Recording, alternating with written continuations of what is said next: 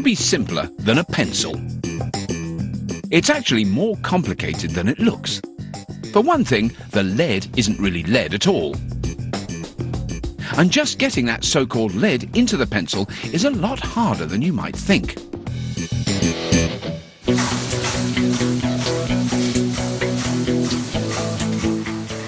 To get the lead, which isn't really lead, into the pencil, you have to start with rocks. Lots of rocks. And a huge steel drum. Just under half a ton of these rocks go inside the drum to pound together the ingredients that really make up the lead. This black powder called graphite, and some white powdered clay. Graphite is a type of carbon that happens to be the same colour as lead, which is why it's mistakenly called lead. And the clay is a binding agent that hardens the mix. The more clay, the harder the pencil, and the lighter the line.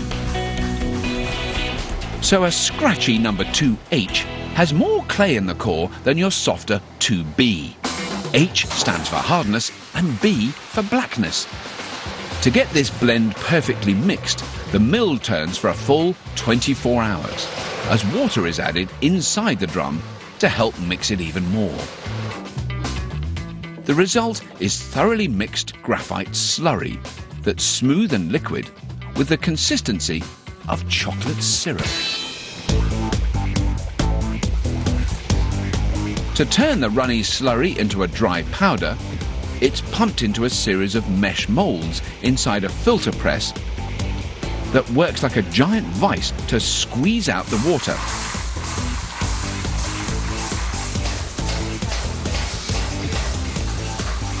After 5 hours, cakes of the new graphite compound pop out of the moulds and dry for a full 2 days so that the mix stays consistent when the cakes get ground up in a mill to prepare the compound to be put through an extruder.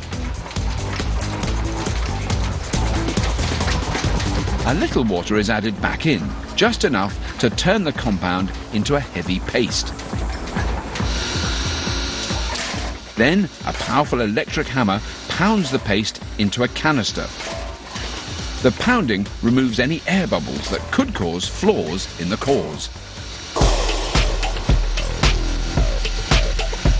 Finally, the mix is ready to be pressed into the lead or core of the pencil.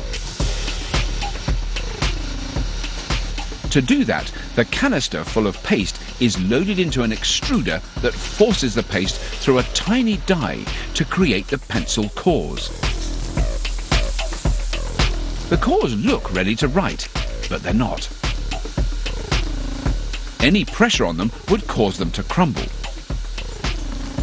They won't firm up until they're fired on a bed of heat-resistant gravel inside a giant kiln.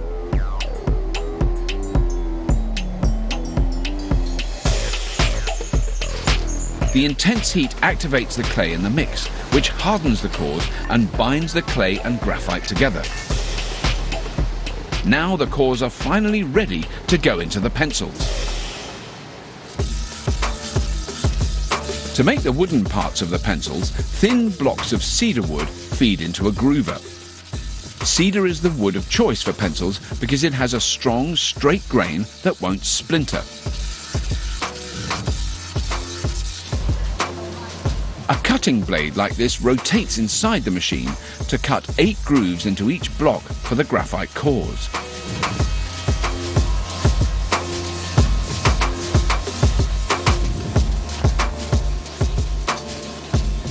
Then it's over to a machine called the lead layer that assembles 8 pencils at a time in 3 quick steps.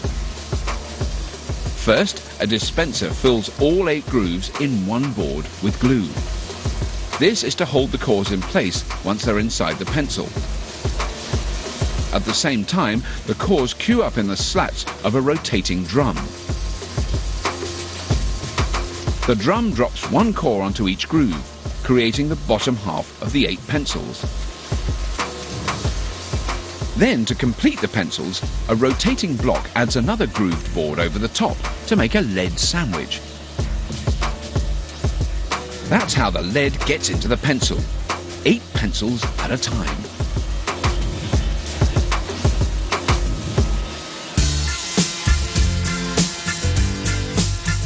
To cut apart the individual pencils, the blocks travel through a shaper that cuts them out and gives them their familiar hexagon shape. The flattened sides were invented to keep the pencil from rolling off the desk. Then it's time for a coat of yellow paint, which has to be non-toxic in case the pencil gets chewed. But why yellow? It turns out that pencil makers started using bright yellow in the 1890s because it was a colour that had long been associated with royalty. Yellow was once a scarce pigment and an expensive colour to make, and so they thought a yellow pencil meant a quality pencil. Now yellow is just tradition, especially in the United States. After the paint dries, a heated dye stamps on the labelling, business logo or other lettering.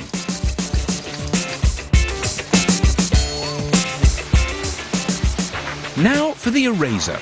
The familiar pink rubber nubs line up in a tipper machine and wait while the little metal fastener called a ferrule goes on first. Then a small ram pushes in the eraser and two metal probes crimp the ferrule around the eraser to hold it in place. The finished pencils roll out of the machine and into the boxer. And the last step? A pencil sharpener to sharpen the cores. Because if the lead stayed inside the pencil rather than on the paper, it really wouldn't be much.